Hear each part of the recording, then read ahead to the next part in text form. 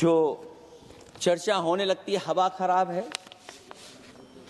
हालांकि उत्तर प्रदेश आते आते सरकार की भी हवा खराब हो जाती है।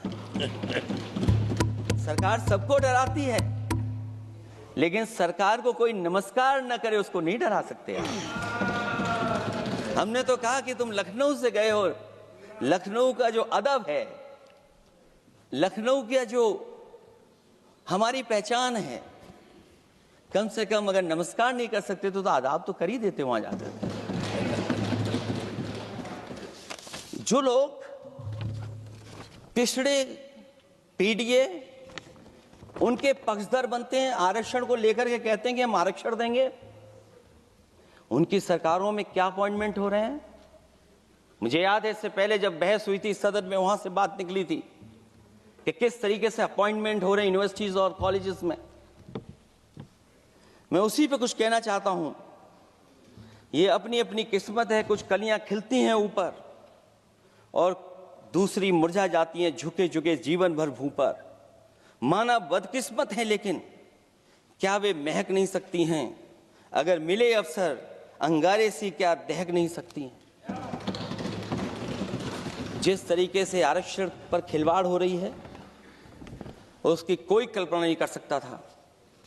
विकसित भारत तभी विकसित भारत माना जाएगा जब हमारे पिछड़े दलित आदिवासी अल्पसंख्यक मुसलमान भाई को बराबर का हक मिलेगा।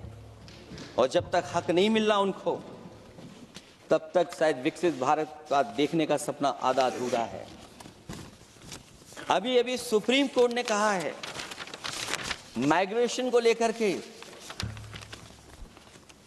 सुप्रीम कोर्ट ने 16 जनवरी को एक फैसला पलट दिया।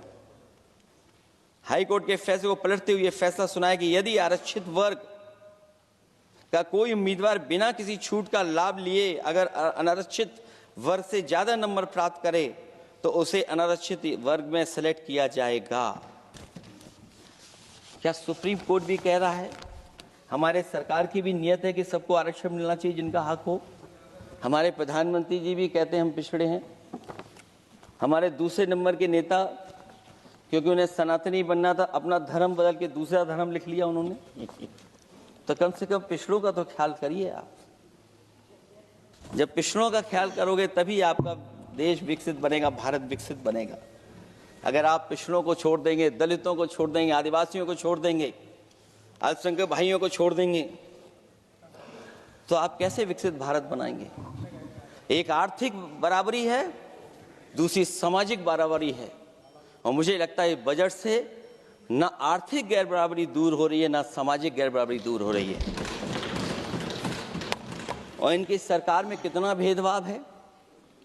सभापति महोदय, केवल चुनाव जीतने के लिए सोचिए।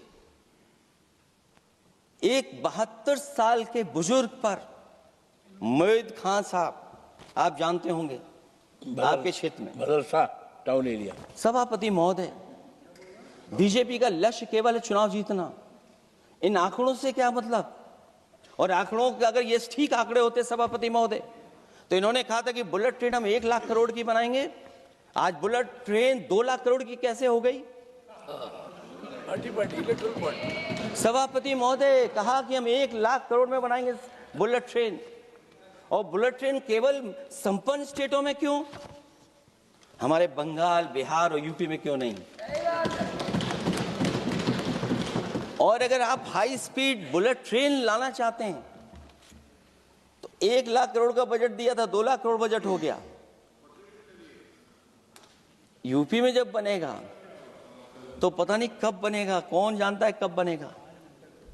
चुनाव जीतने के लिए इनकी सरकार के लोगों ने झूठा फंसाया।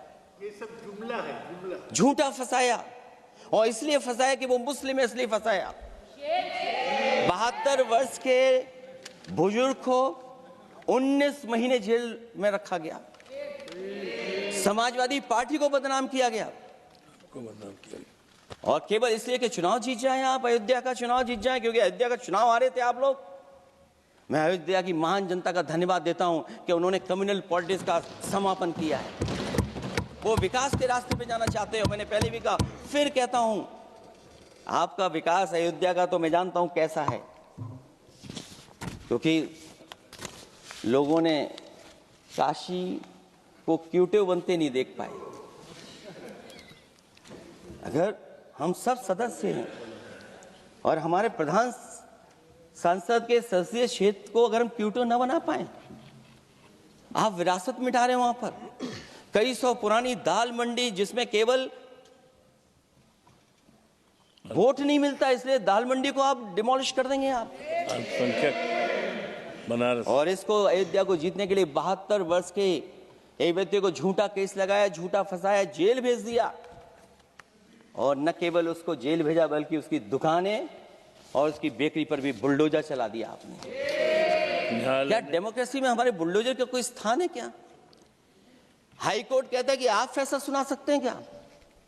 कोर्ट कहता है कि आप कौन हो गए फैसला सुनाने वाले लोग?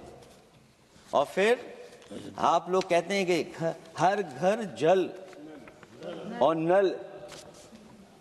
सभापति महोदय, इन्हीं के विधायक ने मंत्री जी को घेर लिया, इन्हीं के विधायक ने मंत्री जी का अपहरण कर लिया और ये कहते हैं कि हम तो, हमारे कोई अराजकता नहीं है। ये कहते हैं इन्वेस्टमेंट लाएंगे, हम एमओयू साइन करेंगे। सभापति महोदय, देश के प्रधानमंत्री, देश के सबसे बड़े उद्योगपति उत्तर प्रदेश पहुंचे थे, एमओयू साइन किए गए, लाखों करोड़ के एमओयू साइन हुए। और एमओयू साइन होने के बाद जमीन पर कितना उतरा ये बताए सरकार। एमओयू के बाद सरकार बताए कितना जमीन पर उतरा है।